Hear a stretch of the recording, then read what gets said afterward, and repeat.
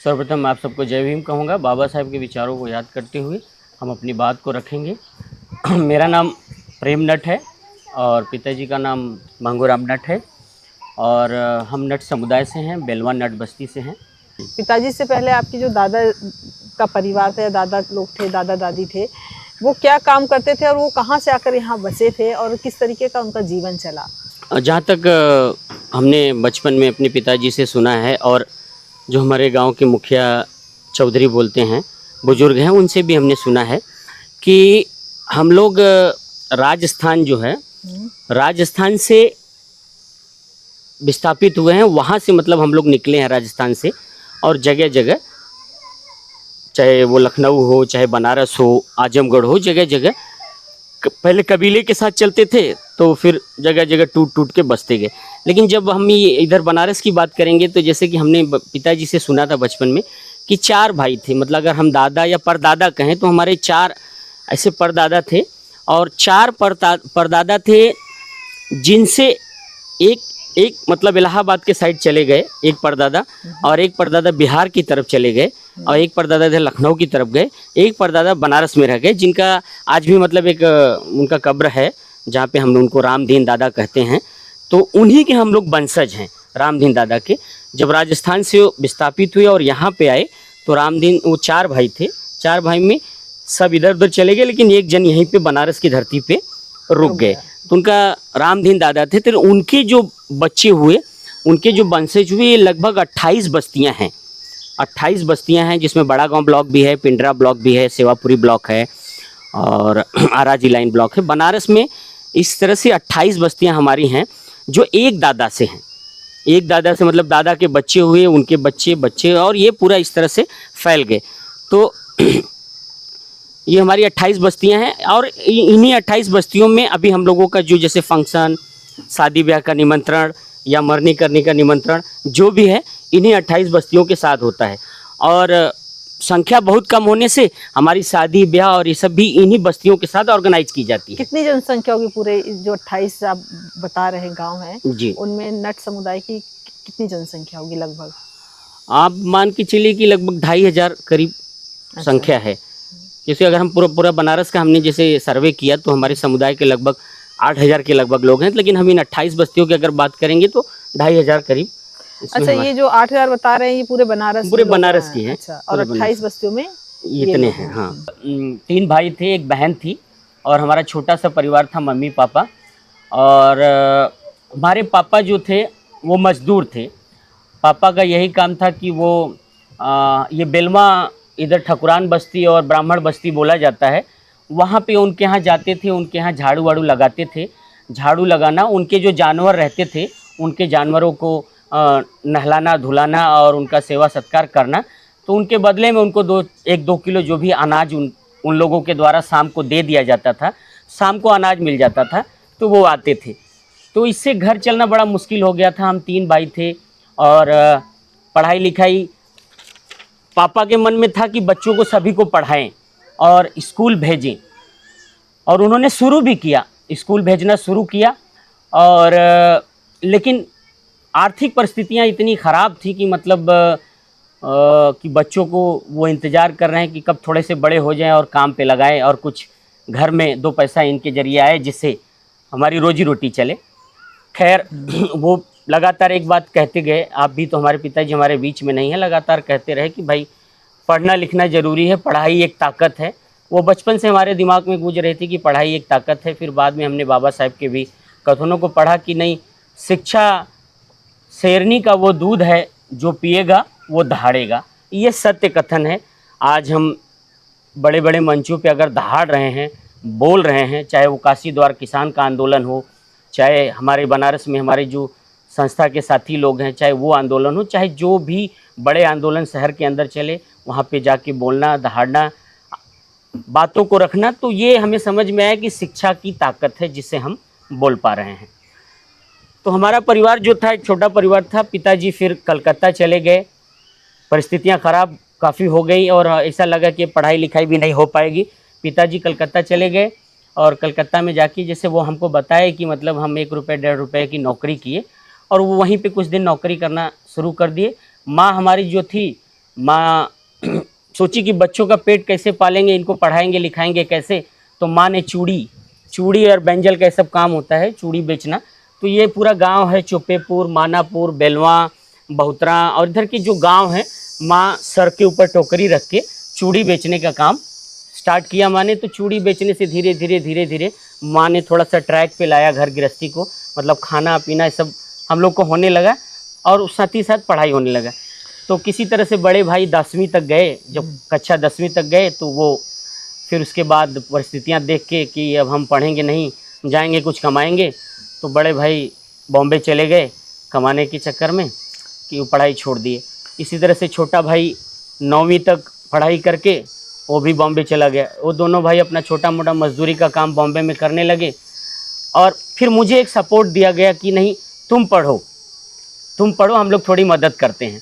तो सबका सपोर्ट पाके मेरे मन में एक ऐसा इच्छा जागा कि नहीं हम पढ़ाई को करते हैं। पढ़ाई के दौरान आप जिस समुदाय से गए थे, स्कूल में अलग अलग जाति के लोग आते थे, तो वहाँ कोई ऐसी घटना शिक्षक या स्कूल के यानी जो स्टाफ है उनकी तरफ से या बच्चों की तरफ से ऐसे कुछ आपके साथ दुर्व्यवहार या ऐसा कोई व्यवहार किया गया है जो बहुत आपको अभी भी खलता है? जी देखिए, हम जब बेलवा में पढ़ रहे थे तो हमने बताया था ना कि छोटी सी घटना हमारे साथ हुई थी, जो बचपन में हमें छोटी लग रही थी, लेकिन आज हमें वो लगती है कि बहुत बड़ी घटना है। और हमारी क्लास का सहपाठी था, हमारे साथ ही पढ़ता था, 3री 4थी क्लास की बात है, यहीं पे पढ़ते थे। सचिन तिवारी नाम था उनका।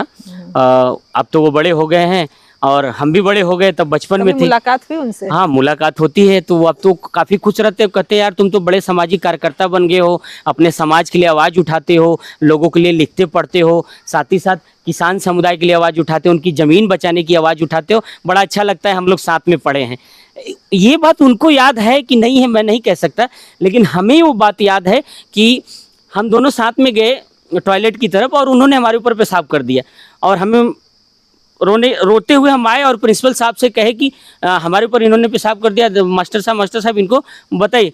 और वो बोले, हंस के बोले कि अच्छा ठीक है, बहुत हम इनको मारेंगे डांटेंगे, आप जाइए। मतलब इग्नोर कर दिए पूरी बातों को, वही इग्नोर कर।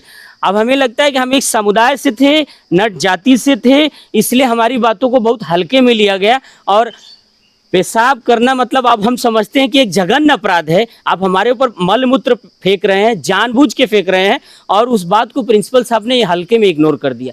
तो इस तरह का हमारे साथ बचपन में छुआछूत हुआ था, ये हमारी 5वीं तक की शिक्षा में।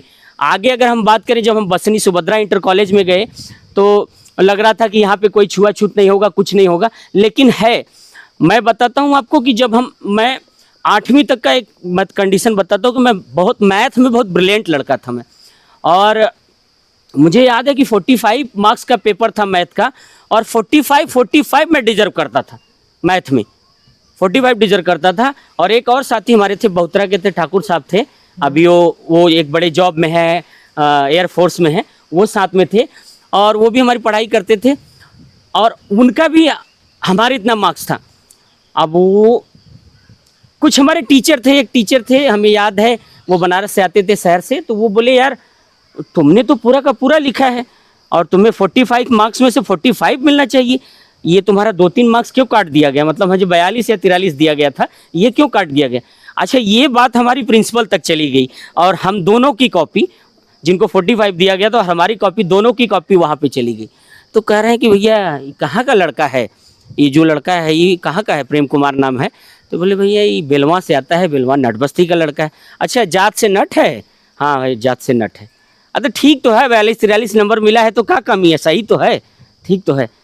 तो हमें लगा कि अगर हम डिजर्व कर रहे हैं 45 मार्क्स, तो लेकिन 45 मार्क्स क्यों नहीं दे रहे हैं आप, से ये जात का है इसलिए कह के टाल दिए क्या। उस समय आपको ये लगा था कि बाद में आपको समझ में आई ये बातें गंभीरता वाली हमें बाद में समझ में आई। उस टाइम बोले तो हमें लगा ठीक है, प्रिंसिपल साहब हैं, मास्टर साहब हैं, अगर ये जो कह रहे हैं वही सही है।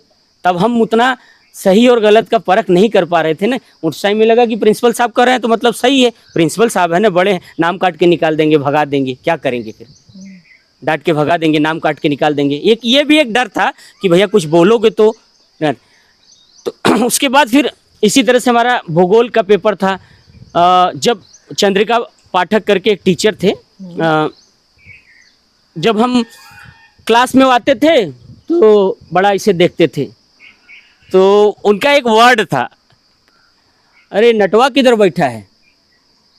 तो मतलब हम एकदम पीछे बैठते थे, कोई कोई टीचर हम तेज थे तो हमको आगे बेंच पे बिठाते थे कि तुम आगे बेंच पे बैठो, लेकिन जब इनका पारी आता था तो हम खुद डर के मारे उठ के बेंच छोड़ के पीछे वाले बेंच पे चले जाते थे, क्योंकि वो बहुत क्रिटिक करते थे हमें, वो बहुत मतलब बीच बीच में हमारी जाति को लेके काफ़ी हमें इंडिकेट करते थे, जो हमें सुनने में अच्छा नहीं लगता था, काफ़ी तकलीफ होता था। 60-70 बच्चे बैठे हैं क्लास में और आप हम ही को मतलब कह रहे हैं कि नटवा कहाँ है, तो वो एक बड़ा बुरा लगता था। और ये कई मतलब जब तक हम बसनी में पढ़े, मतलब 8वीं तक वो टीचर थे, तो कई बार 6वीं से लेकर 8वीं तक कई बार उनके दंश को झेलना भी पड़ा, और वो अक्सर सुनाते भी थे, और ऐसे बातों बातों में वो सुना देते थे, जैसे टोन मारना होता है ना, वो बातों बातों में सुना देते थे और हमारी जाति हमको बता देते थे। इसी तरह से एक यादव लड़का था, जब रेसेस या हमारा क्लास छूटता था तो उस टाइम हमें वो ऐसे इंडिकेट करता था, जब हम निकलते थे रेसेस से तो कहता था एक वर्ड था, मैं एकदम बी फ्रैंकली कहूँगा कि नटवा नटाने वाला भैंसा कटाने वाला।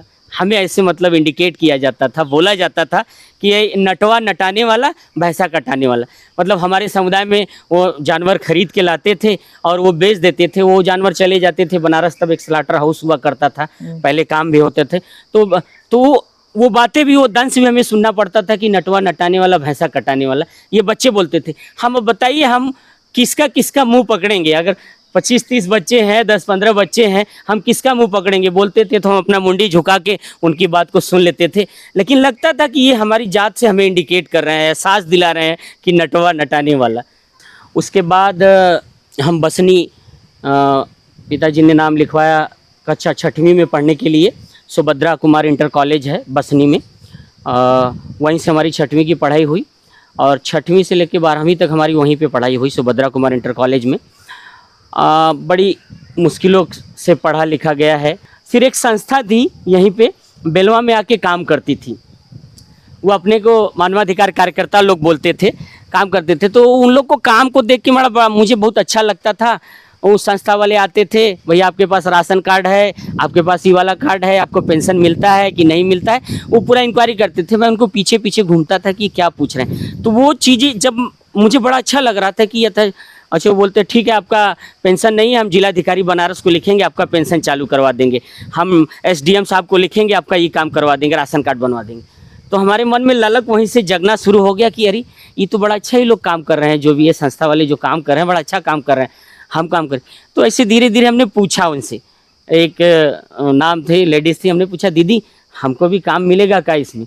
तो पूछी कितना पढ़े लिखे हो, तो हम कहे हम तो 12वीं कर लिए हैं।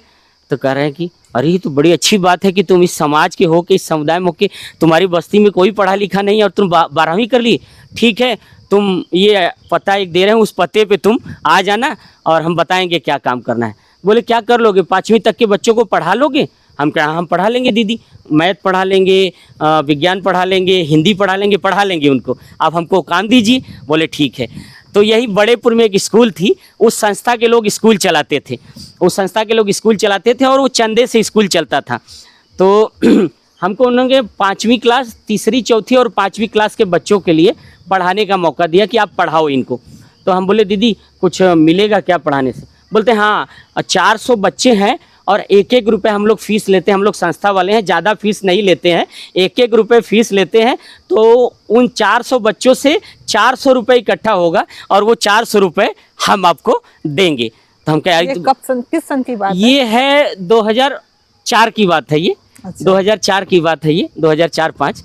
तो बड़ा हमें अच्छा लगा। 400 रुपये आप समझिए मेरे लिए बड़ी मायने हो गया कि अरे 400 रुपये आएंगे। आके मम्मी को बताए खुशी खुशी, मम्मी हमारा नौकरी लग गया, हमको काम लग गया, हम मास्टर बन गए हैं और हम पढ़ाने के लिए अब जाएंगे स्कूल में। बोला कहाँ बेटा, हमके बड़ेपुर वाले स्कूल में हमको मास्टर वाला काम मिल गया है। और वो आज भी खुशी होती है, वो जिन बच्चों को पढ़ाया है वो आज भी कहीं मिलते हैं तो मास्टर साहब प्रणाम, मास्टर साहब नमस्कार करते हैं, बड़ा गदगद होता है मन की, अरे देखिए। तो अच्छा वहाँ से कितने साल तक पढ़ाया आप वहाँ? ज़्यादा नहीं पढ़ाए थे, 1 साल ही पढ़ाए थे। मुझे याद है कि मुझे 10वीं के एग्ज़ाम के बाद जब हमें 11वीं में पढ़ना था और हम बोले कि मम्मी हम पढ़ना चाहते हैं, और मम्मी बोली ठीक है। तो हमारा सब मिला जुला के जो भी एडमिशन फीस उस टाइम पे होता था 1000-1200 रुपये हमको भरना था, लेकिन वो पैसे बहुत बड़े रकम लग रहे थे कि कैसे भरेंगे इसको। तो मम्मी एक करधन में चांदी की करधन पहनती थी, तो चांदी की करधन को हम लोग एक सोनार के यहाँ गिरवी रख के कि भैया इसको 1000-1500 में रख लीजिए और हमें ज़रूरत है दे दीजिए। तो चांदी की करधन को गिरवी रख के हमें अपनी 11वीं की पढ़ाई किसी तरह से पूरा की और फिर धीरे धीरे वहाँ से 12वीं की। 12वीं करने के बाद हम बीएससी में एडमिशन ले लिए बलदेव डिग्री कॉलेज बड़ा गांव में, और बलदेव डिग्री कॉलेज से 2 साल ही बीएससी कर पाए, लेकिन स्थितियाँ इतनी ख़राब हो गई घर की। फिर उसी दौरान मम्मी की काफ़ी तबीयत बिगड़ गई, मम्मी को अपेंडिक्स हो गया। तो जो मम्मी चूड़ी बेचने का काम करती थी जिससे पूरा घर का खर्चा चलता था, वो पूरा होल्ड गया और मम्मी 6 महीने बिस्तर पे ही पड़ी रही। वो हमें दौर याद है कि 6 महीने हम लोगों ने सिर्फ खिचड़ी खा के गुजारा किया है, सिर्फ खिचड़ी खा के। वही खिचड़ी बनता था। उस टाइम बड़े भाई भी कुछ कमाई धमाई नहीं कर पा रहे थे, बहुत ख़राब परिस्थितियाँ हो गई। मम्मी घर की एक कमाऊ सदस्य थी और उस कमाऊ सदस्य की जब अपेंडिक्स से ऐसी हालत हो गई कि वो 6 माह बिस्तर पे ही पड़ी रहीं। उसी दौरान ऐसा हुआ कि फिर हम अपनी पढ़ाई को भी कंटिन्यू नहीं कर पाए और फिर हम बीएससी दूसरे साल ड्रॉप आउट हो गए, कहिए तो छोड़ दिए। फिर हम नहीं गए पढ़ने। बड़ा ललक था पढ़ने में कि मैं काफ़ी पढ़ूं, कुछ करूं, लेकिन वो चीज़ें वहीं पे टूट गई परिस्थिति की वजह से। मन में बचपन से एक लालच थी जब हम पढ़ाई करते थे कि हमें डॉक्टर बनना है और डॉक्टर बनेंगे। ये इतना हमारे मन में ये था कि मतलब नहीं। जब हमने 12वीं पास कर लिया सुभद्रा कुमार इंटर कॉलेज बसनी से, 12वीं के बाद किसी ने हमको सलाह दिया कि ऐसा है कि बीएचयू में पीएमटी का एक एग्ज़ाम होता है, तुम उस एग्ज़ाम को दोगे, अगर पास कर जाओगे तो तुम्हारा उसमें एडमिशन हो जाएगा। तो अच्छा हम गए, किसी तरह से पूछ के लंका बीएचयू चले गए साइकिल से। जो एग्ज़ाम रूम था वहाँ तक पहुँचे हैं, एग्ज़ाम भी दिए हैं। तो उसके बाद हुआ कि चलो बीएससी करेंगे, पढ़ाई शुरू किए। फिर परिस्थितियाँ जैसे बताया कि मम्मी की इतनी हालत ख़राब हो गई कि फिर हम वहाँ से पढ़ नहीं पाए। आपकी शादी कैसे हुई, उन पर किस उम्र में शादी हुई जी। और शादी का कोई अनुभव हो तो वो भी शेयर कीजिए। जी हम बताएंगे। देखिए मेरी शादी एक बड़ा खेल की तरह हुई। आप हंसेंगे हमारी बात को सुन के। हमारे बड़े भाई की शादी चौरी में हुई थी। चौरी नट बस्ती है, भदोही जिले में पड़ती है। और मैं बचपन में मुर्गा मुर्गी पालता था, तो मुझे शौक़ था, पालता था। तो मुझे याद है मैं 9वीं क्लास में था और यहीं बसनी पढ़ रहा था सुभद्रा कुमार इंटर कॉलेज में। हमारे पिताजी बोले कि बड़े भैया के ससुराल चलना है। साइकिल से 2 मुर्गा हम पकड़े हैं, 2 मुर्गा का टांग बांध के और झोले में रखे हैं, और पिताजी साइकिल चलाते हुए धावकलगंज से आगे एक नदी पड़ती है, वरुणा नदी है, उस नदी में तब नाव चलता था। तो साइकिल नाव पे रख के और एक 10-5 रुपया कुछ उसका भाड़ा होता था, नदी को पार गए, चौरी लेके गए। वहीं पे हम रुक गए बड़े भाई के ससुराल में। चौरी में हमारे बड़े भाई की ससुराल है, लालजी नट के यहाँ पे। फिर क्या हुआ कि हमारी जो वाइफ माना है ना, उसी बस्ती में नवजीत नट करके थे, उनकी लड़की है माना। तो हमारे ससुर जो है नवजीत नट। अब माना की भी उम्र हमें लगता है, जब मैं 9वीं में था तो 9, 5, 14, 13-14 साल का मैं था, और लगभग माना की भी उम्र वही लगभग 12, 13, 14 साल की माना की भी उम्र होगी, मेरी पत्नी की उम्र। अब 8-10 लोग बैठे हैं, मुझे अपनी शादी याद है, 8-10 लोग बैठे हैं, बोल रहे हैं कि अरे पिताजी का नाम महंगू था। बोलते हैं अरे महंगू, तू अपने ये लड़कवा के शादी कहाँ लगैले हुआ, एक शादी कहाँ करवा तू? तो बोले अभी शादी तो नहीं लगाए, यही लड़की हमको ठीक ठाक लग रही है, ये जो नवजीत की लड़की है ये ठीक ठाक लग रही है, इसी लड़किया से शादी सोच रहे हैं करवा दें अपने बच्ची का। तो हम सुन रहे हैं, वो पूरी घटना हम सुन रहे हैं, हम भी बैठे हैं और कह रहे हैं कि इसी लड़के से शादी करा। तब तक एक रामनाथ नट करके थे, मामा लगते हैं रिश्ते में, वो बोले कि तब देर किस बात की है भैया, चट मंगनी पट बिया हो जाएगी शादी। बोले चट मंगनी पट बिया करवा देते हैं शादी। अरे बोले नहीं इतनी जल्दी में कहा, हम तो साइकिल से आए हैं, इसकी मम्मी भी घर पे है, और बोले हर बड़ा बेटा हैये है यहाँ पे, तो आपकी बड़ी बहू यहाँ पे हैये है, आप हैये हैं, तो चट मंगनी पट बिया करवा दें। तो इसके माना के मम्मी पापा क्या बोल रहे हैं, नहीं हमारे पास कुछ सामान नहीं है देने के लिए लड़के उड़के के लिए, अभी हम शादी नहीं करेंगे, थोड़ा सा रोक के करेंगे। उस टाइम पे मतलब बहुत प्रचलन में था, बाजा देते थे, रेडियो, कि एक रेडियो दे देंगे, अगर है उनके पास ठीक ठाक तो साइकिल दे देंगे और एक घड़ी पहना देंगे। ये मैंने जो देखा भी, मतलब कई शादियों में बाद में ये बड़ा प्रचलन में था, रेडियो और एक घड़ी और एक साइकिल। ये दहेज था, उस टाइम का दहेज था, अगर बात करेंगे तो उस टाइम का ये दहेज था। तो ये वो कि भाई हमारे पास ये नहीं। तो रामनाथ बाबू बोले अरे 1 रुपये पे शादी करो, मर्द वाली बात करो, 1 रुपये पे शादी करोगे अपने बेटे का? अब बाबूजी भी बोले ठीक है, हम 1 रुपये पे राजी हैं, क्यों कर देंगे शादी 1 रुपए पे। बोले ठीक है तब तैयारी करिए। अब बात पक्की हो गई और फटाक से बाजार गए, चौरी बाजार। इसके मम्मी पापा, माना के मम्मी पापा, उधर हमारे पिताजी भी बाजार गए, सारा सामान वामान खरीद लिए और सब तैयारी। उधर वो बाजू वाले घर में वो दुल्हन बन रही है और इधर बाजू वाले घर में मैं दूल्हा बन रहा हूँ। और कुछ देर बाद फिर तैयारी सारी हो गई। शाम होते होते अब मुझे याद है, मैं कने माना के गले में बहुत कुछ याद नहीं, काला धागा, मंगलसूत्र कहते हैं, काला धागा पहनाया और 7 चुटकी से 7 चिटकी सिंदूर सी मांग भरी। बोले शादी हो गया। हम बोले शादी हो गया। और साथ में विदाई करके, बोलते ना विदाई करके हाँ आ भी गए बाबूजी। वहीं पे एक रिक्शा, ऑटो रिक्शा किए और वहीं से ले आके यहाँ चले। इस तरह की हमारी शादी हुई थी। मतलब बाद में हमें लगा कि अरे हम भी थोड़ा सा ठीक ठाक शादी करते, बाजा वाजा बजता और सब बजता। ये किस तरह की हमारी शादी कर दी पिताजी ने, हम समझ ही नहीं पाए। और आज तक हम मतलब सोचते रहते कि हमारी शादी एक गुड्डा गुड्डी की खेल की तरह हो गई है। तो अफसोस है आपको इस बात का? आप अफसोस क्या, जो होना था हो गया। आप पिताजी, हम लोगों में वो चीज़ें भी मतलब थी ना कि अगर पिताजी बोलते नहीं ये कर देना है तो कर देना है, तो हम लोग ना नहीं बोलते थे। जैसे आज के हम देखते हैं ना, आज के माहौल में बहुत सारे बच्चे इससे बोलते हैं कि नहीं हम इसी लड़की से शादी करेंगे, ये ठीक है। लेकिन हम लोग अरेंज मैरिज में विश्वास करते हैं, लेकिन माता पिता, हमें ये लगता है कि वो जो चुनते हैं वो सही चुनते हैं। कहीं कहीं हो सकता है अपवाद, अलग बात है, लेकिन मोस्टली ज़्यादातर वो सही चुनते हैं। क्योंकि मुझे चुना ना, मैं बोल रहा हूँ ना, ऐसे बातों बात में मेरे लिए मतलब जिसको चुना मानक हो वो आज हमारे जीवन संगिनी है और हमारे साथ कदम से कदम मिला के चल रही है। आज वो भी, अगर मैं सामाजिक काम कर रहा हूँ, लोगों को जागरूक काम करना हो, तो वो भी जागरूकता का काम कर रही है। उसको एक बात आज भी समझ में कि ठीक है मैं कुछ नहीं कर पाऊंगी तो हमारे आजू बाजू जो महिलाएं 4-5 बैठी रहेंगी उन्हीं को जागरूक करूंगी। वो जाएंगी तो किसी दूसरे को तो जागरूक करेंगी। वो तो बोलती है हम बैठे बैठे फालतू बात करने से अच्छा हम इनको जागरूक करेंगे। उसका ये कहना है कि हम बैठे रहेंगे अपने चौपाल पे या झुंड में तो उन्हीं को जागरूक करेंगे। नहीं हम बहुत दूर जा सकते तो अपनी बस्ती को तो जागरूक करेंगे, अपनी बस्ती को तो जागरूक कर सकते हैं। तो इस सोच पे हम दोनों मतलब हस्बैंड वाइफ बराबर इस समाज के लिए, अपने समाज के लिए लगातार हम लोग काम कर रहे हैं कि हमारी ये सोच है।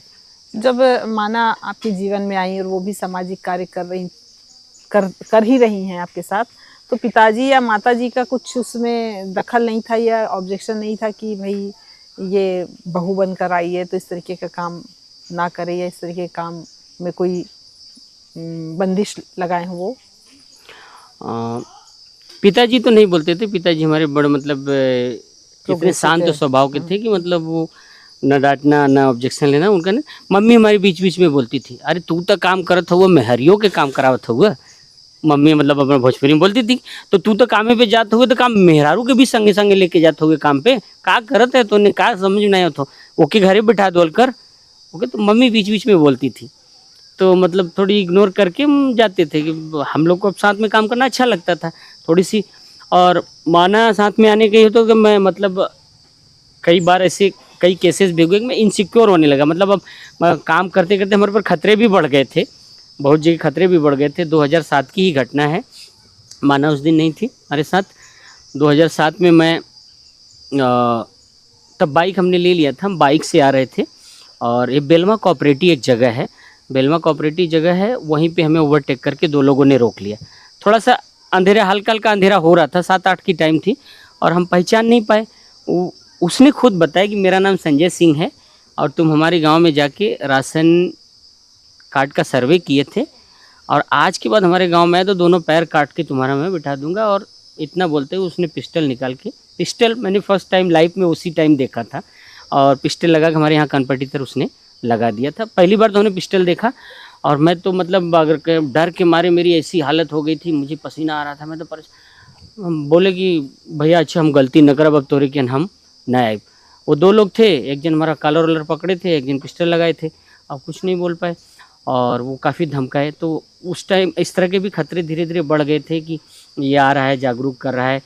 देखिए जागरूकता अगर हमारे समाज में होगी, चाहे मुसर समाज हो चाहे हमारा नट समाज हो, जब ये जागरूक होंगी, जब ये आवाज़ उठाएंगे तो डरेगा कौन? डरेगा वही ना जिनका हक अधिकार दबा के बैठा है, उसको डर लगना शुरू हो जाएगा। तो अटैक वही करता है मेरे ऊपर कि अरे इसको जागरूक कौन कर रहा है? प्रेम नट कर रहा है, तो प्रेम नट को ठिकाने लगाओ। तो वे इनके जागरूकता से, इनकी आवाज़ उठाने से जो इनका हक अधिकार दबाया है वो उनको तकलीफ होता है तो वो अटैक करवाते हैं। तो इस तरह के खतरे भी बढ़ गए थे। बीच में मैं बॉम्बे भी चला गया था, खतरे इतना हद तक बढ़ गए थे कि मुझे मजबूर होकर अपना गाँव छोड़ना भी पड़ा है। अच्छा 2010 में हम यहाँ बॉम्बे चले गए थे। कितने दिन के लिए? अब मैं फिर बॉम्बे में फिर मुझे वहीं पे तीस्ता सेतलवाड़ के यहाँ मुझे जॉब मिल गया था। वहाँ पे भी जाके मैंने यही काम शुरू किया, अपना इसी संस्था का काम। मेरे अंदर इस तरह से वो चीज़ें बैठ गई थी ना दिमाग में कि मुझे अब मतलब सोशल फील्ड में ही काम करना है, चाहे मैं बेलवा में रह के करूँ या बॉम्बे या दिल्ली कहीं भी रहूँगा मुझे, लेकिन सोशल फील्ड कितने में। दिन काम किया आप तीस्ता जी के साथ? तीस्ता जी से हमने 3.5 साल काम किया था, 3.5 साल। वहाँ क्या काम करते थे? तीस्ता जी ने हमें पहले ट्रेनिंग दिलवाया, फिर मैं राइट टू इन्फॉर्मेशन एक्ट पे, सूचना अधिकार पे मैंने तीस्ता जी के यहाँ काम किया। क्रिमिनल एंड जुडिशियल सिस्टम पे मैंने काम किया। तीस्ता जी के लिए मैं आरटीआई फाइल करता था, और जो भारत की सभी जेलें हैं, भारत की जितनी जेल हैं सभी जेलों से कैदियों के आंकड़े, जातिवार आंकड़े, और कौन कौन से मुकदमे लगे हैं, किस सेक्शन में बंद हैं, और कितनी सज़ा इनको मिली है, अंडर ट्रायल हैं, ये सब पूरी जानकारी मैं इकट्ठा करता था आरटीआई के माध्यम से। अच्छा। तो ये मैं तीस्ता जी के यहाँ पे था, तो वहीं पे हमारी जावेद अख्तर साहब से भी मुलाकात हुई। उनके ट्रस्टी भी रहे, मतलब तीस्ता सेतलवाड़ के साथ वो भी ट्रस्टी है सबरंग ट्रस्ट में। तो वहाँ से मुझे इंग्लिश नहीं आता था पहले, मुझे मतलब इंग्लिश लिखना और बोलना नहीं आता था। तो मैं बोला, आज भी मैं तीस्ता को कहूँगा कि तीस्ता ने बोला कि तुम इंग्लिश की कोचिंग करो, हम तुम्हें सपोर्ट करते हैं। तो तीस्ता ने हमको वहाँ पे एक 6 महीने की क्लास की कोचिंग भी करवाई। तो आज मतलब मैं टूटी फूटी इंग्लिश में बात भी कर लेता हूँ। और अभी जैसे इटली से एक फॉरनर आई थी एलेक्स करके, उनके साथ मैं उनको ट्रांसलेट करके समझा पाता हूँ, बोल लेता हूँ। तो तीस्ता ने, कंप्यूटर का नॉलेज नहीं था तो तीस्ता ने मतलब एक पूरा कंप्यूटर का मुझे दिया ही, मतलब उसी पे काम करते करते धीरे धीरे मुझे कंप्यूटर भी आ गया। तो इस तरह से वहाँ से भी मुझे एक मौका मिला कार्यकर्ता बनने के लिए तीस्ता के पास से। तीस्ता के मैं बेसिकली इसी पे था, राइट टू इन्फॉर्मेशन एक्ट पे काम करता था, जेल सिस्टम पे। फिर वापस क्यों आ गए जब आप वहाँ काम कर रहे हैं? देखिए मेरा मन वहाँ नहीं लग रहा था, भी फ्रेंकली बताऊँ। मैं था यहाँ पे, मतलब माना का बहुत प्रेशर था। नहीं, अब वो होते ना कि पत्नियाँ का वो मतलब उसको डर था कि कहीं कुछ हो जाए, कोई कहीं मार दे, रात बिरात कुछ हो जाए, आते जाते रहते हैं, गांव है। तो इस डर से ज़बरदस्ती लेके बॉम्बे गए थे। बड़े भाई और ये सब थे, मतलब वहाँ से पहले से ठिकाना था, तो बड़े भाई ये सब थे वहाँ पे। तो गए तो वहाँ फट से वहाँ सेटल हो गए। तो जब सेटल हो गए 3 महीने आलू प्याज बेचा था ठेले पे, 3 महीने बेचा था। हाँ, हमें याद है, हम मतलब अप्रैल 2009 में हम बॉम्बे पहुँच गए। उसके बाद मई जून जुलाई 3 महीने हमने ठेले पे, भाई का धंधा यही चलता था, आलू प्याज का, आलू प्याज लहसुन ठेले पे 3 महीने में बेचे। तो वो ठेले पे जब हम, तो मुझे कुछ आइडिया नहीं था, तो हमने उस धंधे में लगभग 3,000 रुपये का लॉस कर दिया उनका, मतलब भाई का। वो कह रहे हैं अरे तुम 3,000 तोड़ दिए इस धंधे में। मेरा मन तो नहीं लग रहा था। हमारे एक साथी थे मूसा को आप जानते होंगे, मोहम्मद मूसा, ही बनारस के हैं वो। उनको हमने फ़ोन किया, बॉम्बे से फ़ोन किया। हम क्या यार मूसा भाई, कोई संस्था में काम है तो बताइए भैया, हम बहुत परेशान हैं, हमको दूसरा काम नहीं जम रहा है। तो उन्होंने हमको प्रवीण मोरे करके, जो अभी शायद रामदास अठौले के सेक्रेटरी भी हैं, प्रवीण मोरे का नंबर दिया हमको, प्रवीण मोरे का। और कलवा हम ढूंढते ढूंढते, मुम्बरा कलवा कल्याण के पास है, मुम्बरा कलवा में मैं ढूंढते ढूंढते प्रवीण मोरे के ऑफिस तक पहुंचा किसी तरह से। मैं बोला यार मूसा हमको भेजे काम हो। तो यार प्रेम, हमारे पास अभी जॉब तो नहीं है, तुम एक काम करो, हम तीस्ता के ऑफिस का एड्रेस दे रहे हैं, तीस्ता को एक लड़का चाहिए सूचना अधिकार पे काम करने के लिए। तो वहाँ से देखिए उन्होंने एड्रेस लिख के दिया, निरांत जूहू तारा रोड बंगलो जूहू। तो वो नंबर लेके, और उनके सेक्रेटरी का नंबर मिला था तीस्ता के, तब तीस्ता का नंबर नहीं मिला था। तो वहाँ से मैं मतलब एक दिन गया, फिर तीस्ता से मिला, तीस्ता से बातचीत हुई, जैसे आपसे बातचीत हो रही वैसे तीस्ता से बातचीत हुई। तीस्ता खुश हुई, बोले नहीं ठीक है आप आइए। 7,000 रुपये से तीस्ता ने हमें वहाँ पे जॉब दिया सूचना अधिकार पे काम करने के लिए।